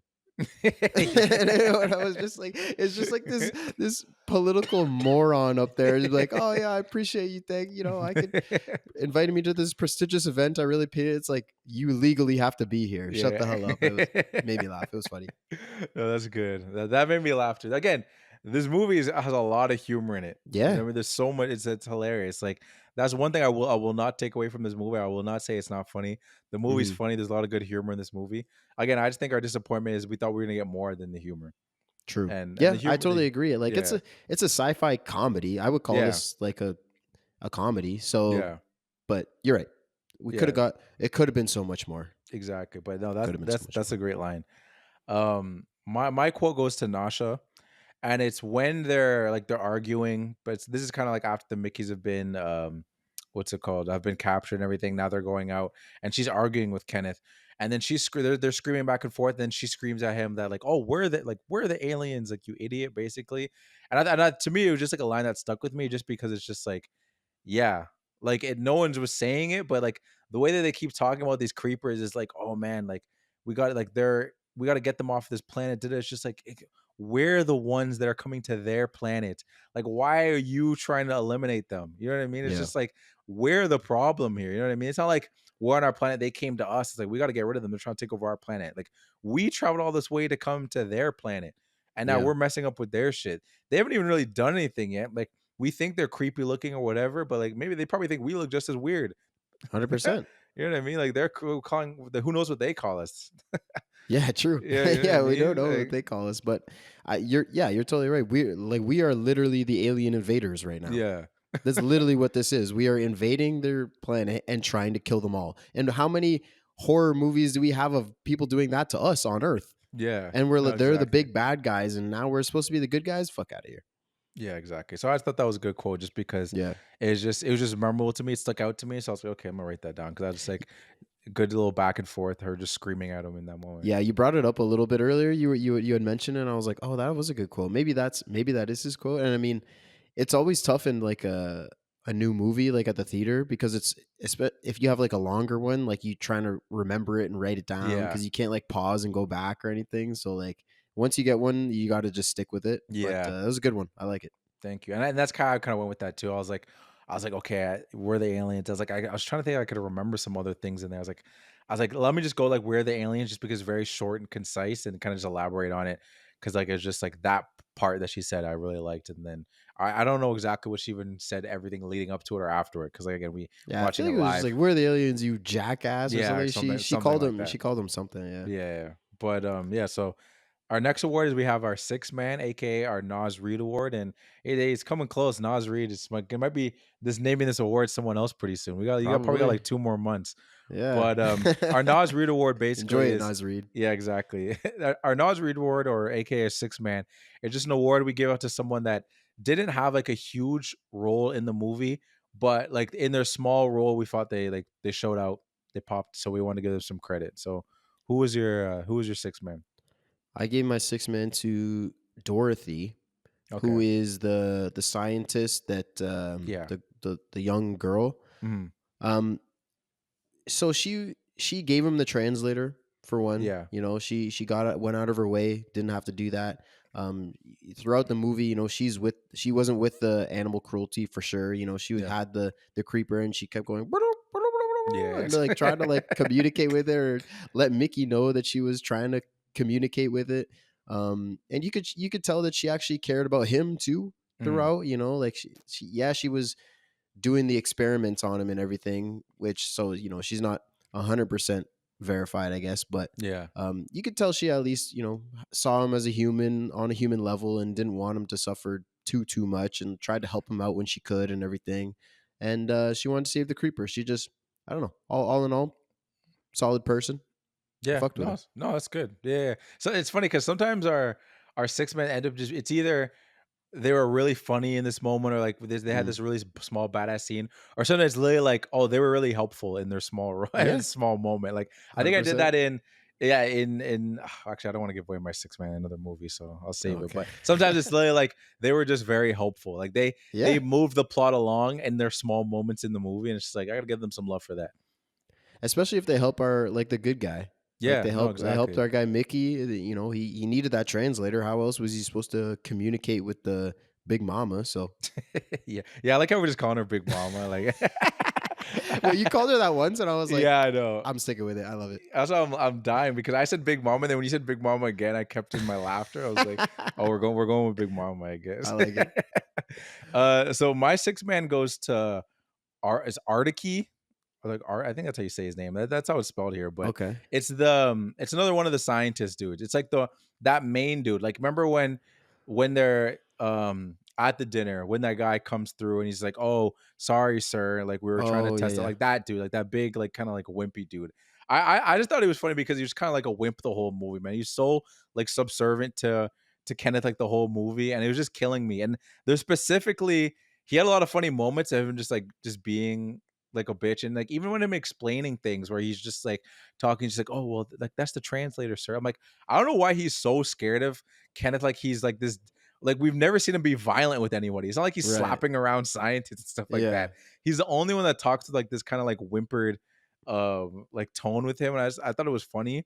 And in that dinner scene, which was probably might have been one of my biggest laughs of the movie, I had a lot of laughs, but when like Mickey's like freaking out and they're like, okay, give him this painkiller, like we try it out, they put him in his neck, and then like he starts like going out and starts hurt, like freaking out, starts in pain again. He's like, the painkiller didn't work, sir. And it's just like, yeah, no shit. I know. He like turns to him and like gives him like this is necessary information. Yeah. Like, come on, dog. Like, That was funny. that Yeah. killed me because it was just like, yeah, it's one of these like deadpan, like silent moments, and everyone's kind of just look. He's like, yeah, the just didn't work, sir. It's like, yeah, This is my thanks. scientific analysis. Yeah, exactly. Yeah. So I had to give it to him for that. It's just that just Nice. killed I me. like it. Yeah, he was funny, and that is a good point that you mentioned. Like, why is he so scared of him? It's Yeah. not like you saw someone mess up and he just like kills them. Yeah. Like that's not what this guy's doing. Like what yeah, why is he so I scared? That's a don't funny know why point. he's so scared of him, but that just made me laugh too. I just thought that was just like a funny dynamic. I was like, what's this guy's deal? Why is he always why is he so afraid? And I even when he was trying to explain the translator to him, he was like, "So this is I can talk to them with it." He's like, "Yeah, it's a translator." Like, yeah. he's like, "That's what I just told you." Yeah, it's funny. Because like Kenneth is just so stupid, and like this Yes. scientist is just trying to explain it to him, but you're explaining like to a child Yeah. what these things are. It's great. So yeah, we got 2 more awards, and our second last is the best scene. So again, self-explanatory. What was your favorite scene in the movie, Scott? We talked about it a lot earlier. It's at the cycler when 18 goes in to try and kill 17, Okay. and then Yeah. Timo shows up, and like it's that whole scene. Like, I had mentioned before, it was one of the scenes that I saw it. I could see it going so many different ways. I didn't know what was going to happen. I was on the edge of my seat. When they're hiding, are they going to get caught? Timo comes in, and then is he gonna find out? Oh, he's dealing too. I didn't know that. And is he gonna die? Is he gonna find out? And then because there's just a multitude of things that could have happened in this scene, and then the whole movie could change Yeah. depending on what happens in this scene. I thought it was really pivotal, and I was really locked in when they were fighting and everything. It was a great scene. Yeah, no, it's a really great scene, and like again, that's why we went on it for as long as we did, because yeah, I had the exact same thoughts as you, where I was like, I could see this scene going so many ways, and even if we didn't expect to go exactly where we thought it was going to go, even I think what we got was still really like interesting and very like kind of got you like leaning forward a little bit, like okay, what's about to happen? Like it was a really good scene. Yeah, because if let's imagine this. Imagine that scene ends with Timo dying, Yeah, right?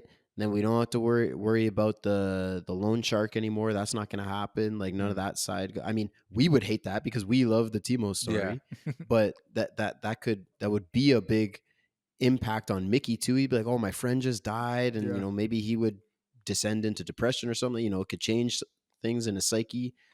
Or if Timo doesn't get caught with the drugs and he catches Mickey and then he turns him in, and then that changes the whole dynamic. And like, there's just so many ways that this could go, and it would have a big impact on the movie regardless of what happened. for sure. And it could even like they could dive into the aspect of like, now I don't know how much they care about Timo. Like I don't know how important he is on the ship. Where it's like, oh, where is he? Like people are kind of looking for him, and that could be like an underlying thing of True. like people trying That's to a good figure out point. where he is, and then there's like there's all that going on. So like that could be an aspect of it. And then honestly, I don't know if the loan shark thing would be completely resolved too, because remember he wants to be videotaped of the guy of him dying. So I don't know if he would be Yeah, satisfied of just hearing that he died. He's like, no, I wanted to see it. that's true. So That's who true. knows? So maybe he wouldn't be satisfied. He's like, no, I still need blood. I still need more blood. Yeah, that would be good actually. And then he has to kill maybe somebody else, or he has to, Yeah. or so maybe then 17 and 18 they're trying to kill each other for the loan shark, and then they have the associate. Yeah, there's there's some juice there, man. There is some juice there, and I even thought about too. Like I said it earlier. Now I'm like I'm really leaning into. I'm like, oh, that would have been like a really good twist if Kai was that person, Yeah, because then it would have made sense why she was always so close to him. Because she's right. always just like keeping an eye on him, being like, okay, this is the guy, this is the guy. And then like maybe in that moment when they're about to get kissed or whatever, get close or like hook up, she'll be like, yo, like you have to kill your buddy Timo. And it's like, wait, what? Yeah, And like that would be like the flip, or you know what I mean? Like something like that. But you're right. That yeah. would be an interesting twist. I like that. But yeah, no, but that's a good scene regardless though. What was yours?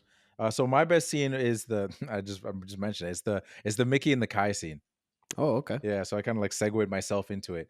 Nice. It just like I liked it because it was like just more of like a serious tone. We kind of dive a little deeper into the mortality theme that I was talking about, because we get that the grief of Kai, where she's just like talking about how, yeah, like I saw my friend or my girlfriend, whatever she is. I'll just say friend for now because we don't really know, but I saw her die, and like I looked her in her face as that thing crushed on her, and this whole time has been bothering me. It's been thinking like, what was she thinking in those last moments, and her trying to get some like Consolis like with Mickey, but he's just like, well, I always come back to life though, so like I can't really tell you what those last moments really feel like, because I know I'm always gonna wake up, kind of thing, Yeah. right? And I think it's like an interesting moment, because at this point he's talking like in his head he's thinking about, because he had that moment with 17, or sorry, with 18, where he's talking about like, oh man, like now it feels like for the first time if I die, like I'll actually die. And I think it's a moment in the movie where like the viewers can kind of like sit there and kind of just think about mortality like in general, where it's just like you just think about like, hey, like every day you wake up like is you're lucky, you know what I mean? Like every day is Mhm. not guaranteed, you know what I mean? It's just like them just talking about death in that moment. I think is just like that serious moment where like you can kind of think about like, oh yeah, like I just thought it was interesting because like Yeah. the tone definitely shifted from like where we were earlier in the movie, just like with the comedy. Yeah, I agree, and I think like it was interesting that there was it's not a twist, but it's maybe something that I didn't expect as much, because I feel like Kai asked the question, right? She's like, "Yeah, I saw her get crushed by the ice, and I know you hate when everybody asks you this, Mickey, but I have to ask, like, what does it feel like to die?" And every time someone says that, he's like, "Man, fuck you, asshole. I'm not going to Yeah, answer that or whatever." But for Kai, he's like, "Oh, you're asking because of." yeah. I don't remember her name. I Oh have yeah, her friend that died. Yeah, I should have wrote Young that down too. Preston Ilfa. I'm looking at the thing, Yeah, but so am I. I don't know. Oh, Jennifer Chilton. That's her. Yeah, it was Jennifer Jennifer. Chilton. Yeah, So you're yeah, right. he's like, I know you're asking because of Jennifer. Jennifer. So and I think she maybe Kai expected to ask the question and get the answer like, oh, it's not so bad, like you feel pain for a quick second and then it's just kind of over. But Yeah. that's not what he said. He's like, No. dying sucks. Yeah. He's like, it hurts. It's scary. Like, yeah, I know I'm going to get printed out and I've died a bunch of times, but every single time it scares me and I hate it and it sucks. So she's kind of like, damn. Yeah. Like I thought I was asking this question and I was going to feel a little bit of relief. Like, okay, maybe it's not so bad what she went through, but no, that sucks. She was Yeah. scared and it hurt and it was terrible. Yeah. No, yeah, that's a good point to add on top of that too, where it's just like, yeah, it is yeah, it's just that she didn't get the answer she expected. And Yeah. again, that's why I like the scene too, because it's just like the shift changed, like there was that tone shift in that moment. I was like, okay, this is like it's really compelling. I don't know where we're going, where we go after this. Like I don't know if we're kind of like in this moment where like now everyone's afraid, like the fear of death is just looming over everybody now, Mm. because now there's a little more stakes with it, A and little more just like real almost. yeah, exactly. But But also, but then yeah, they also like have their moment where she wants to hook up and she's like, "Oh, are you and Nasha open?" And then he yeah, turns her down. I was like, I don't know. I didn't expect him to turn her down. Like yeah, me they neither. had the slow like lean, like them coming that they do in movies, and I was like, okay, Mhm. they're obviously moving towards this. And then he turned her down. I didn't Yeah, expect him I to. didn't expect that either too. And you know what's funny, you made me remember something that I was asking myself, where I was just like, because Mickey gets upset. Like he talks about like, oh man, like I'm tired of these jerks, like always asking me like what's it like, what I like to die and stuff. Like I'm like, is that crazy though? Like when Yeah, you really think about it, I'm like, dude, you're the only person in existence that like they can talk to that right. dies and gets reprinted. Why are they jerks? Because they're asking what it's like to die. No, they'll never get another opportunity to ask somebody this. I thought it was so weird how he was just like, these guys are jerks. Yeah, They're asking you the most basic question that anybody's wondering. Yeah, that you're right. That is a good point. I was wondering that a little bit too because like we all know that we're going to die. So it's Yeah. something that we all kind of I don't want to say we all have on our mind, but it's Yeah. always at the back of our minds that we know it's going to happen, so we know it's coming and it's something that we're all again not like interested in but like Yeah. wondering about. I think it's a fair question. That's what I'm saying. I never said why you had so much like disdain towards these guys for asking. Yeah, I'm like, good it's point. such like a real question. It's not like they're asking these goofy ass questions like, oh, what did it feel like when you got your arm chopped off, or like, you know what I mean, like, or when the acid, like, what did it feel like? Like, they're not asking like these weird details. Specifics, Yeah, they're yeah. just like, what does it feel like to die? Just like straight up. Yeah. And he's so cheesed by it. I don't know Good why. point. Yeah. I don't know I why. don't know. I don't have an answer for you.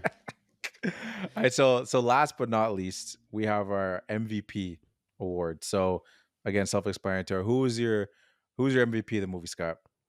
I might surprise you with this one. I gave it to Okay. Ruffalo Okay. because I think like the character I talked about, like I think it worked. It worked for me. I liked it a lot. I could see maybe some people being like, it was kind of annoying. It was kind of Mm, on the nose. It was kind of the same thing over and over, which is like not necessarily wrong. I can't necessarily argue that, mhm. but I don't know. Like it was just so ridiculous and so over the top, and it was funny. Like Yeah. I thought I found he was funny, and I think his I'm giving it to him, not his character, because I think his performance of the character was great. Because I think he's an idiot, he's a moron, he's just a puppet that's doing things that the priest and his wife are telling him to do.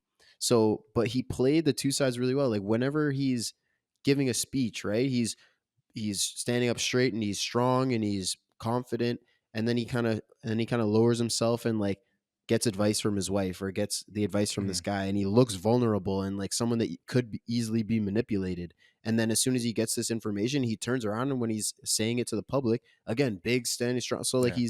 he's playing the two sides of the character, I think, really well, and it's like he's going back and forth in the same scene over and over between these two sides.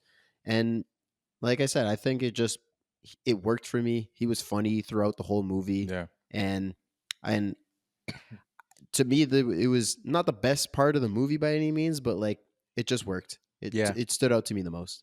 No, 100%. And Mark Ruffalo is underrated, bro. He's a great actor He too. is a great I actor. think nowadays, like, people just look at him like that's the Hulk. But Yeah, he's had been in so many great other roles too. Like he's in Poor Things. He's really great in Poor Things. If anyone's seen that, he's great in Shutter Island. He's in he's in that Jim Carrey movie. I think it's like the Eternal something of Sunshine. I haven't seen that one, but I heard that movie's uh, really good. And I know he's in that. He's in 13 going on 30. he's in the Now You See Me movies. He's in Yeah, no, he's good. Zodiac. Yeah. Oh, yeah. That's another one too. Yeah, Yeah. he's really good. So I'm not surprised, honestly, that you gave him that, because I think he I think he portrayed that character really well. Hmm. And you said it like the one dimensional thing, but I think it's those he shows those two dimensions of like being vulnerable, but then also like being like a sort of like, because like we see him being vulnerable, but it's kind of like it's like the little moment of like he's turning to his wife. We see it, and I guess the other people don't really see it. They just assume that he's just like talking to his wife, but they don't necessarily know he's being vulnerable. And then Right. he comes out, and then he's just like assertive. So like they only know him as the assertive person, but we know that he's actually vulnerable and like kind of show and like kind of fronting a little bit. So I think Yeah, we and kind of do get a second dimension. he puts that's a good point, and he puts the front on so well that like even when he's getting the information, he's when he's in the public eye, like for Mhm, example when he's on the um like a video screen or whatever, he's like giving a public address like when they're landing the ship, and mhm. he's with his wife and she's lying in his lap, and they're like, oh, it's been 4 long years, and now we're together, we're gonna go to our planet of purity, and then she tells him something, he's like, yeah, and then we're gonna get down there, and it's just, I don't know, it's just so over the top, and it's so funny, it's great. No, it's absolutely great. I 100%. That's a great MVP. So my MVP I gave to Robert Patterson. I almost gave it to him. Yeah. So I didn't. The funny thing is I didn't like the Mickey character per se. Like it's not like he's not really a likable character. You know what I mean? Like he's like we said throughout the movie, he's kind of wimpy. He's kind of like dorky. You know what I mean? Like I guess you're kind of rooting for him because you don't want anything bad to happen to him. You do feel a little bit bad for him in the Hmm. sense. I'm giving him more. That's why I said Patterson, not Mickey, Yeah. because I just think he really like I always like it to see characters just like dive so deeply into those characters. You know what I mean? And like I just because of the contrast of seeing him play so many different characters, like Batman I mentioned, and him in Lighthouse and Good Time. It's just like that character of Mickey 17, and then what he was doing in contrast with 18 was just like so different. And we talked about how like even the fact that they drew the 17 and the 18 and even did the little scar on the face, I don't even think you really needed that. Like what No. he did those characters so differently that all you had to do is just hear them talk. And it's like that's 18, that's 17. It's good that you still do those things just to help out the audience, just make it easier for them just to be like so they can keep track of it. But I feel like he made those characters so different that it was just you could easily tell, and I just felt like he fell so deep into those characters, and it was just a great performance. Yeah. Yeah, I totally agree. It's funny. I actually have my here I'll show you on the screen. I actually have it written down. I don't know if you can read this. But I have it written Okay. down and I scratched it. Oh damn. I had Yeah. I started writing it and I was like, I don't know. I liked Ruffalo too much. He Yeah. was killing me. But I literally had the same thing. The start of my note was Pattinson didn't love his character, Yeah. didn't love his story, but he played the weak and dorky 17 so great, and then the strong aggressive 18, like they're so different. And you're totally right. Like writing the numbers on their chest and everything, you don't even need that Yeah. because he was so it was so obvious who he Mhm. was in each character. He played them so differently, and I wonder like how they shot that. Like, did he do all the 17 scenes and then all the 18 scenes so he could like really get deep into each character, or Yeah. did he have to switch back and forth constantly? Like, I don't even know because there's shots where he's in the same frame. I don't even know how they did that. Some Yeah, kind it's of so seamless. CGI, obviously. It's Yeah. so seamless because I've done like I remember the first like when I started first getting into like Adobe uh Premiere Pro and stuff like that. I Hmm. tried that thing of like you firstly you shoot a video of yourself like I sat on this side of the couch, and then you shoot the other video on the other side of the couch. So you show two separate videos, and then you put them on top of each other, and then you put a mask in the middle, and then you can see the two sides of you talking, but you can never touch because then like Okay. Yeah. because they're not in the same video. It's just two videos layered on top of each other. But for this, it just seems so seamless that it actually felt like there was two Pattersons, Yeah. and there was so much physicality. And I obviously they had some really good like stunt doubles and like good like doubles that probably looked very much like them. So like when you got the physicality and them like being really close and stuff, and just the camera work, it was just so good that you didn't even really sense it of like, okay, these are the same dudes in the same scene, and like they're never gonna touch. Like you don't even think about it because it's just like you just get lost in it. It just looks so real Yeah. that there was two Pattersons there.